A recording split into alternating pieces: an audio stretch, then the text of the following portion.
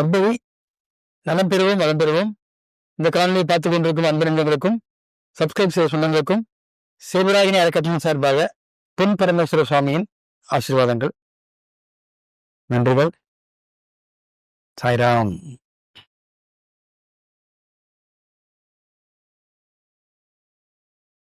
ராகு கேது என்று சொல்லக்கூடிய சாயா கிரகங்கள் மனிதர்களுக்கு நன்மை செய்கிறதா என்பது ஒரு கேள்வி. சாயா கிரகங்கள்னா என்ன?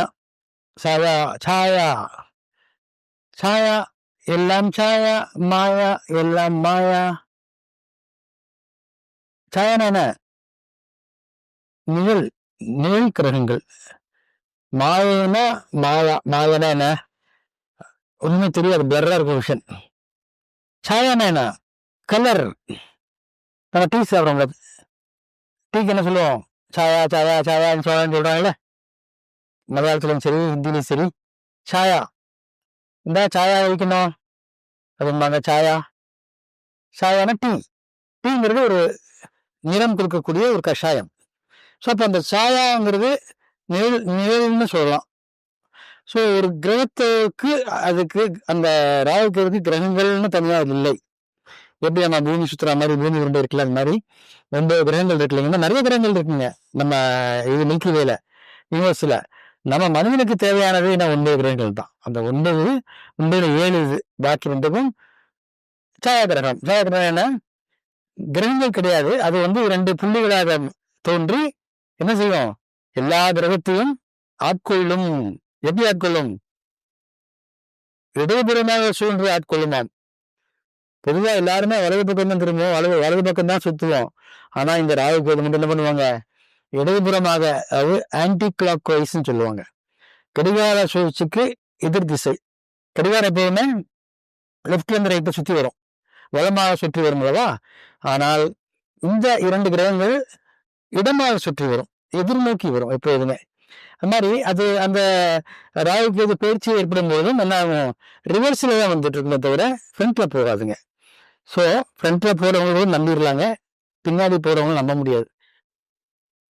பின்னாடி வந்துட்டு குத்திடுவாங்க, டபக்குன்னு ஒரே குத்து, தெரியாது நமக்கு இல்லையா? அவங்க அந்த வேலையும் செய்வாங்க. ராகுக்கு எது தெரியாம செய்வாங்க, தெரிஞ்சு செய்ய மாட்டாங்க. தெரியாம செய்யறது அவங்க சக்தி. சக்தி தெரியாம அவங்க நல்லதும் செய்ய முடியும், தெரியாம அவங்க கெடுதலும் செய்ய முடியும். யாருக்கு? நமக்கு. அவங்களுக்கு தெரியும் எல்லாம்.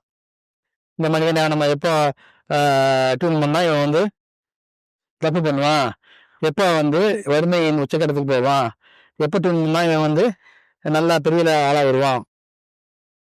ராகுவை போல் கொடுப்பார் இல்லை, கேதுவை போல் கெடுப்பார் இல்லை அப்படின்னு சொல்லுவாங்க.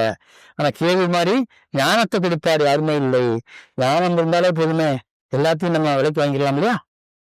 ஞானம், ஞானம் என்றால் என்ன? அறிவு. அறிவு இருக்கு எல்லாருக்குமே, அதை பயன்படுத்தாம இருக்கிறோம். அந்த பயன்படுத்துறதுக்கு என்ன வேணும்? பயன்படுத்துறதுக்கு என்ன வேணும்? ஆர்வம் வேணும். அந்த ஆர்வம் எங்கிருந்து வருதுதான் தெரிய மாட்டேங்குது இன்னைக்கு வரைக்கும். ஸோ ஆர்வம் இருந்தா மட்டும் பத்தாது, நேரமும் அங்க உட்கார்ந்து போய் நேரம் காலம் எல்லாத்துக்கும் மேல உன்னுடைய புண்ணிய கர்மாக்கள் பாவ கர்மாக்கள் எல்லாம் ஒன்று சேர்ந்து உன்னை என்ன பண்ணும்? நிலையாக உட்கார வைக்கும். இல்ல ஓட விரட்டும் உன்னைய, ஓட்டாண்டி ஆக்கி துண்டக்கான முனியக்கான ஓடி போயிடுவாங்க. புரியுதுங்களா? ஆகவே இந்த சாயாக்கிரகங்களுக்கு இருக்கிற சக்தி பார்த்தீங்கன்னா வேற எதுக்குமே இல்லைன்னு சொல்ல முடியாது, இருக்குது. ஆனா இவங்க 2 பேரும் துரிதமாக வேலை செய்வாங்க. இவங்கெல்லாம் பார்த்தீங்கன்னா லேசர் மாதிரி, மிச்சவங்கெல்லாம் ஸ்லோ ப்ராசஸிங், மெதுவாக தான். இன்க்ளூடிங் சனீஸ்வரர், சாட்டன்கிற சொல்லக்கூடிய ஒரு கிரகத்தை கூட அவங்களெல்லாம் ஓவர்டேக் பண்ணி போகக்கூடிய சக்தி யாருக்கு இருக்கு? ராகு கேதுக்களுக்கு இருக்கு. அவங்க என்ன பண்ணுவாங்க? எப்போதுமே ரிவர்ஸ் ஆன்டி கிளாக் வைஸை சுற்றி உங்களை கேப்சர் பண்ணுவாங்க. கேப்சர் பண்ணி என்ன பண்ணுவாங்க? உன்னுடைய புண்ணிய கர்மாவுக்கு தகுந்த மாதிரி நல்லவற்றையும் பாவக்கர்மாவுக்கு தகுந்த மாதிரி கெடுதலையும் செய்வாங்க.